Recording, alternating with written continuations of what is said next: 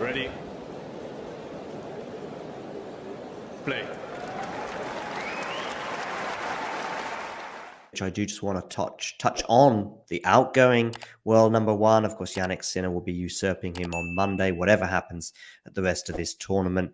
The story has been developing. I spoke to you, I think it was just after actually the semi-final at Yannick and Novak, and I touched on some really interesting points there that you just felt that maybe Novak didn't maybe quite have he didn't quite have the stomach for it. He wasn't quite, when he won that third set, when he'd normally be giving a big roar, that wasn't quite there. The body language didn't seem as though he was keen to get back into that match. And of course he wasn't. Since then, he's had some pretty tough defeats to Arnaldi and Mahac and Casper Ruud. I'll get my tennis players right in a minute. Right. He's had some tough losses this year, if you like. And now we've got the knee injury. We don't know if Wimbledon's obviously got to be a huge doubt, especially with this kind of injury, changing surface. Maybe he'll just focus on the Olympics. What are your thoughts on Novak's tournament and where we're at right now? It had to be disappointing to pull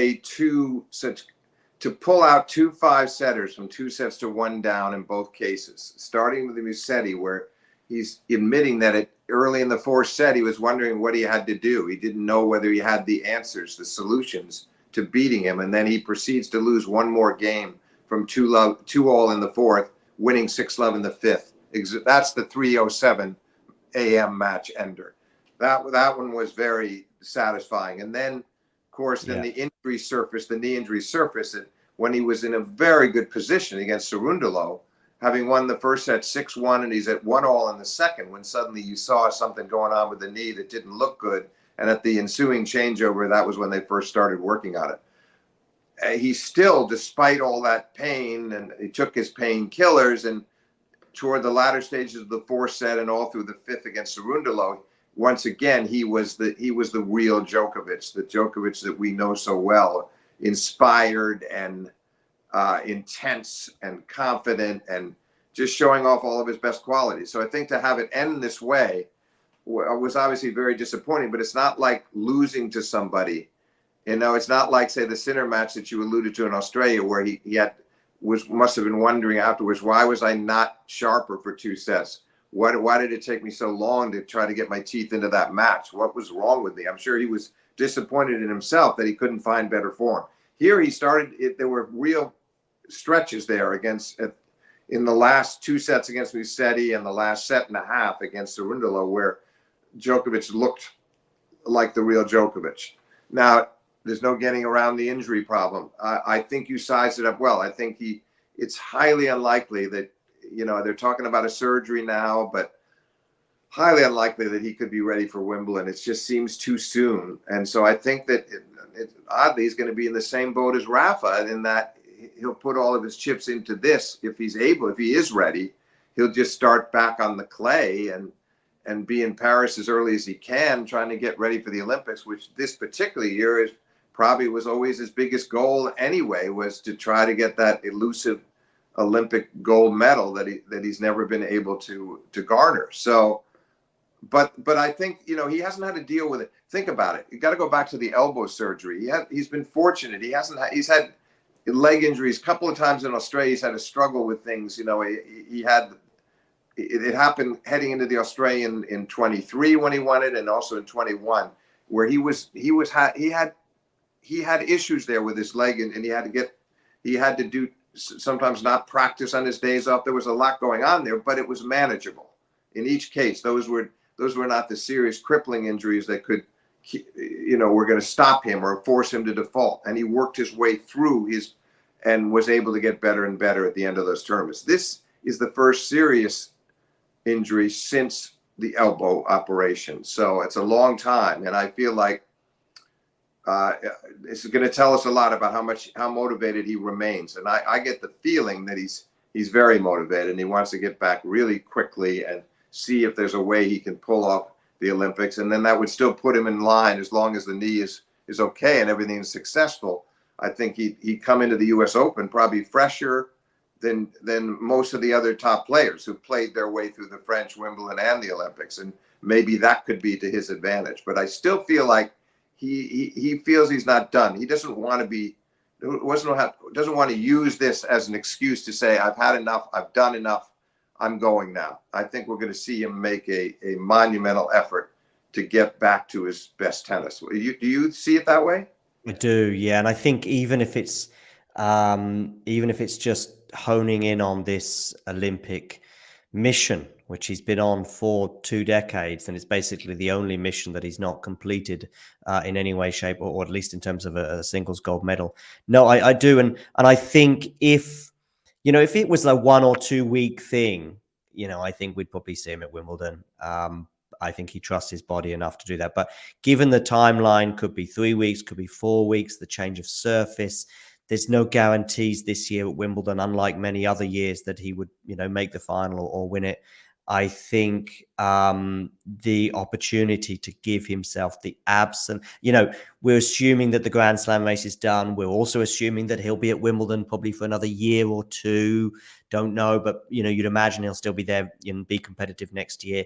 I really was very interested to hear what he said. I think it was just before that tournament in Geneva where he did say, look, I have had some motivational issues when it comes to the non-slams. I think that winning that Cincinnati title that he had last year, and then obviously year-end number 1, ATP finals, and so many other Paris bursts, he really just locked all that down, got all that done. It's just there. There's just nothing else for him to do.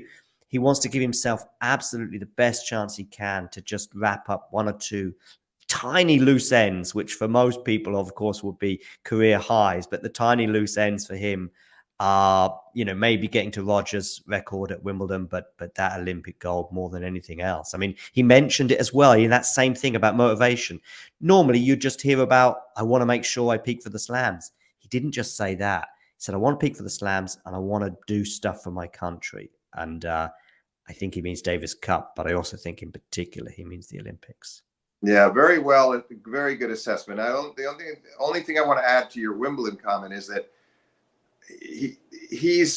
it's more than just, what's his outlook, and does he think he has as good a chance as, he's virtually owned the tournament since 2018 and could well have won it last year, as we know, when he had set point to go up 2-0 against Carlos and the famous swing volley miss that would have given him 2-love in the fifth. So he was very close in that 5-setter. But no, I think this time it's more about not rushing back, that because you said 3-4 weeks, it might even take 6 weeks, So the thing is that he wants to be sure that when he does come back, he's not going to re-injure himself. He wants to be very cautious about that part of it, I think, so that he can then have a nice clean slate for as long as possible and not be back on the sidelines. So I think that's the reason why I'm pretty convinced we don't see him at Wimbledon, is that he'll realize it's too dangerous.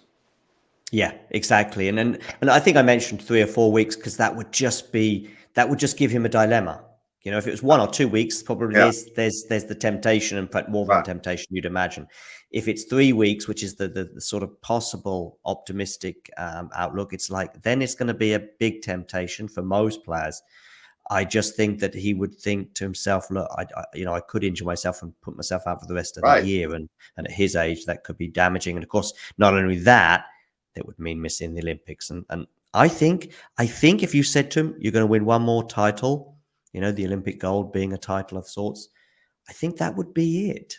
I agree. I think the as you said, obviously he's achieved so prodigiously, and he's realized almost every ambition. I think that the couple of things he might want to do, the 25th would be nice because there's all this talk about Margaret Court and being tied with her, and why not stand alone at the top and get that magic 25th? He'd like to have that. And then I also think he'd like 2 more titles to get to 100 career titles. That's a nice little milestone. I remember when he got to 80, they were asking him at that point, how do you feel about this? How do you feel about that 80 titles as well? He said 100 sounds good to me. and I think that looks so easily attainable by the end of last year when he'd hit 98. After he won the ATP finals, you think, oh, well, he'll get to 100, and then he'd start closing in on Roger at 103 and Jimmy Connors at 109. this point, I think just even getting to the 100 would be very satisfying. So I think some of these, there's a few concrete goals like that in addition to the Olympics that will keep him his mind churning and his appetite rich. And I think with that little title goal that you mentioned anyway, playing Wimbledon probably doesn't change that, because he could go and play a 250 in, post Wimbledon, and give him a nice run up to that, to the Olympics, and pick up another title en route there. Plus, I think if he's sensible, if it is a 50-50 shot for Wimbledon, for example, if he's sensible, then he's got one or two more Wimbledons in him anyway. He's got one or two more French Opens, and so on and so forth. So, the 25 is still very attainable. Oh yeah, and certainly next year, the very good chance that he'd be back there next year. We don't know about 2026, but I'd say the odds are very good that he'd want to be back there next year, and with normal preparations and hopefully a normal season that hasn't been disrupted. But it's going to be fascinating to follow, and I think what he takes away from this tournament, John, I honestly think, obviously it was very disappointing to be faced with the reality that he'd seriously injured the knee, and there was no way that he could continue. But what he takes away was that feeling, that old feeling that he hadn't experienced much of that this entire season, to get involved in these gripping, grueling matches, these fierce five-setters that he's always played so well throughout his career. And to come out of both of them from those deficits of 2-1 down and beat two players that were playing to a very high level themselves, I think that would be a good feeling, because there'd been so little of that this entire year, really virtually none. So to come out on top in those pulsating contests, I think that feeling will stay with him, and he'll remember it, and he'll want to follow up on that as soon as he can, post operation or whatever he decides to do, but whenever that knee is healed.